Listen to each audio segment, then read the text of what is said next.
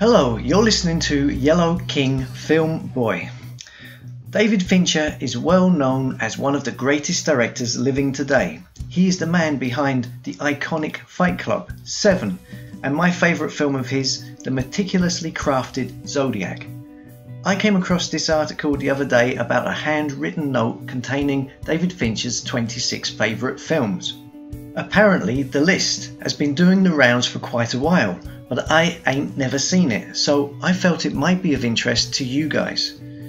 The list is interesting in that it doesn't contain any modern movies whatsoever. The most modern film on the list is 1984's The Terminator. It comes across to me as a list of films that helped to inspire and influence Fincher at an early age to become a director, and that's certainly the case with the first film on the list. The classic Butch Cassidy and the Sundance Kid, starring Robert Redford and Paul Newman. And here is Fincher talking about when he saw the film as a kid for the first time with his father.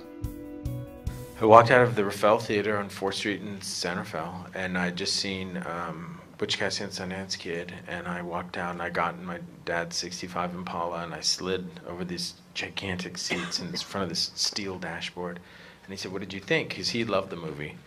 And I said, "It was amazing." And he said, "So, what do you think about it? And I said, "I want to make movies." And he was like, "Great." And it wasn't just the film alone that helped influence Fincher. It was a documentary on the making of the film Butch Cassidy and the Sundance Kid, which opened Fincher's mind to the world of not only movies, but the making of them. Quite specifically, I'd seen a documentary on the making of it. And I'd seen it before I saw the movie. Illuminated for me that movies didn't happen in real time. I always thought if the movie was 2 hours long, it probably took, 3-4 days to shoot that thing, I thought, because I was stupid, I was 8. And so so it was the first time that I realized that, my God, they're shipping all these horses to, Wyoming and shooting that shot, and then they're going to, Arizona to get that. And it was the first time it had ever occurred to me that there was this incredible circus and all of this time and thought and preparation. I thought, that sounds like a gigantic waste of time. Sign me up. Roman Polanski's Chinatown is next up on the list. Fincher is well known for his love of this movie.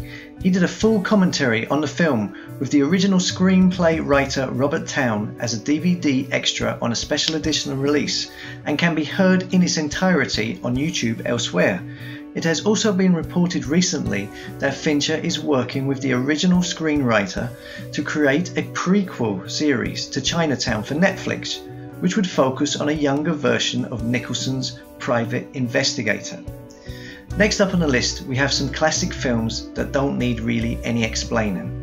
Stanley Kubrick's Dr. Strangelove, Francis Ford Coppola's The Godfather Part 2, and Scorsese's Taxi Driver.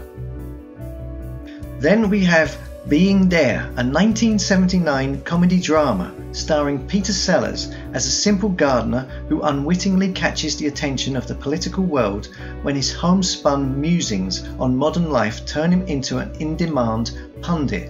Hailed as a genius for his simplistic approach to life, he is soon presented as a possible presidential candidate, although no one knows his true background. This is followed by another 4 classic movies: Ridley Scott's Alien, Alfred Hitchcock's Rear Window, Steven Spielberg's Jaws, and David Lean's Lawrence of Arabia. Then we have Woody Allen's 1983 Zlich, a mockumentary that uses spoof and real newsreel footage, deadpan modern-day talking head interviews, and some tremendous special effects that hold up triumphantly in this digital age. The movie tells the story of Leonard Zlich, the little 1920s Jewish guy with a chameleon disorder, enabling him to resemble anyone in whose company he finds himself. The film received a lukewarm reception on its release in 1983, but over the years it's now looked upon as one of Woody Allen's greatest films. The Guardian said of the film in 2011, "It looks like a masterpiece, a brilliant even passionate historical pastiche, a superbly pregnant meditation on American society and individuality, and an eerie fantasy that will live on in your dreams. Then we have two musicals, both of them directed by musical theatre choreographer and film director Bob Fosse.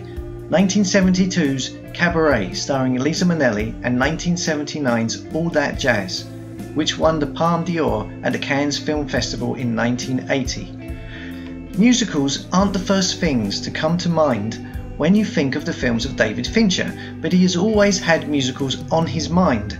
Apparently, Fincher once planned to put together a musical stage adaptation of Fight Club. He allegedly had talks with Julie Taymor, who was responsible for the stage adaptation of The Lion King in 1997, but she talked him out of it, saying it would be cost prohibitive.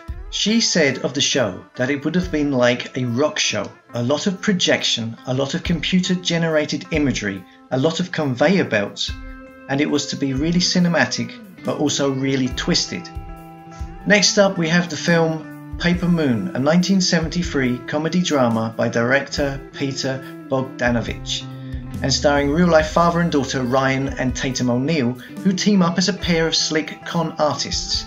Tatum O'Neal won an Oscar for Best Supporting Actress, making her at 10 years old the youngest competitive winner in the history of the Academy Awards. All the President's Men, starring Dustin Hoffman and Robert Redford, who play reporters investigating the Watergate scandal, which concludes with the resignation of Richard Nixon. Fincher has said that All the President's Men was the template for Zodiac, and that it was also the story of a reporter determined to get the story at any cost, and one who was new to being an investigative reporter. It was all about his obsession to know the truth.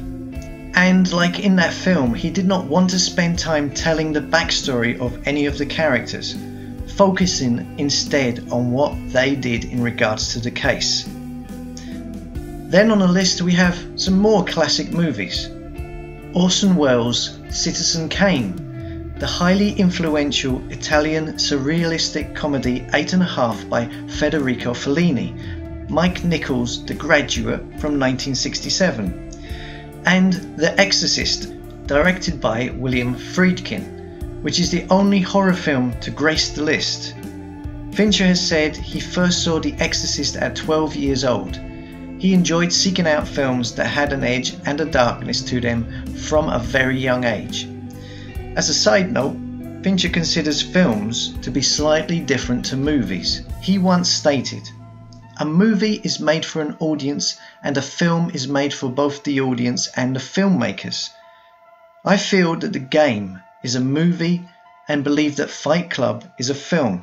I feel that Fight Club is more than the sum of its parts, whereas Panic Room is the sum of its parts. I don't look at Panic Room and think, wow, this is gonna set the world on fire. These are footnote movies, guilty pleasure movies, thrillers, women trapped in a house movies. They're not particularly important." Next up on the list we have a trio of comedies. John Landis's National Lampoon's Animal House, starring John Belushi, Monty Python and the Holy Grail, and George Lucas's coming-of-age comedy film American Graffiti. Fincher has credited American Graffiti as a visual influence for Fight Club. As a high school student, Fincher watched George Lucas shoot American Graffiti on the streets of Marin County. He said of the time, "I was walking down the street one day with a friend of mine and saw a crew setting up lights for American Graffiti. We saw these old Ford Thunderbirds driving around, and then the movie came out. They found a part of a street in Petaluma that looked 10 years old and were able to transport an audience back in time with wardrobe, the hairstyles. To see that happen was unbelievable." Also, Fincher's first job in Hollywood was for Lucas's special effects studio, Industrial Light and Magic, earning him credits on Return of the Jedi and Indiana Jones and the Temple of Doom. Classic 80s action movies, Mad Max 2 The Road Warrior by George Miller and James Cameron's original and best, The Terminator, is also on the list. Peter Weir's 1982 film, The Year of Living Dangerously, is an Australian romantic drama The story is about a love affair set in Indonesia during the overthrow of President Sukarno, starring Mel Gibson and Sigourney Weaver. It has one of the most startling gender realigning performances in cinema. Linda Hunt, a female actress, ended up playing the part of a man. She played Chinese-Australian dwarf Billy Kwan, a photographer who teams up with newbie foreign correspondent Guy Hamilton, played by Mel Gibson. She was assigned the role by Peter Weir after he failed to find an actor who could play the part in the way he wanted. This role led Linda Hunt to become the first actress to have won an Academy Award for portraying a member of the opposite sex.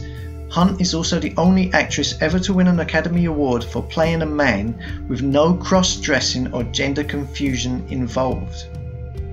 And finally, last on the list, we have Terrence Malick's Days of Heaven, made in 1978 and often cited as one of the most beautiful films ever made.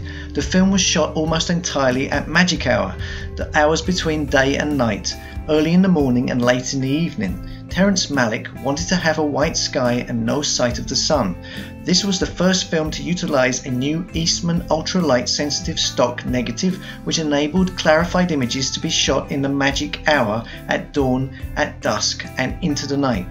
The story involves a young man and his lover, played by Richard Gere and Brooke Adams, who pretend to be brother and sister as they hide from the law.